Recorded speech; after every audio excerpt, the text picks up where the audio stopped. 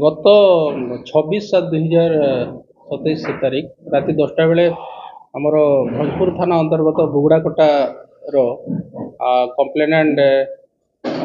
प्रवीर कुमार नाथ से आसी अभियोग कले जे गत 22 तारीख राति motorcycle Honda dream new motorcycle jar number की ओडी 11D 4631 से मोटरसाइकिल टी घर सामने प्रत्येक दिन भाया एज यूजुअल पार्किंग कर देकरी लॉक कर देकरी से सोया गले राति 12टा बेले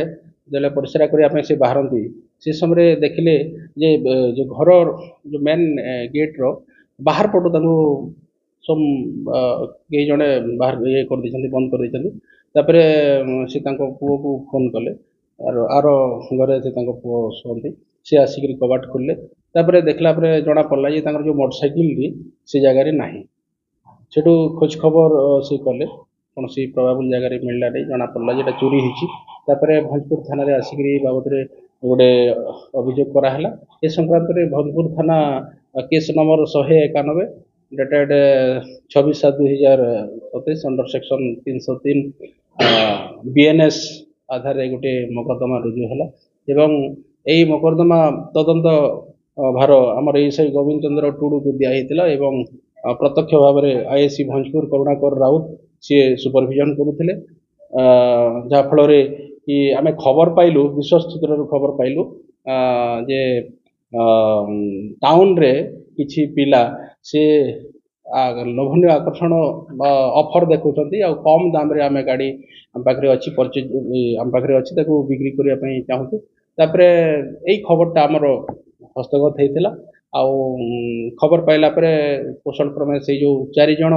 CCL अच्छा कम अल्प बयसर पिला अच्छा सब 16-17 वर्षर पिला धराला पाखु 6 गोटी मोटरसाइकिल इनक्लूडिंग ये जो चोरी होता मोटरसाइकिल एवं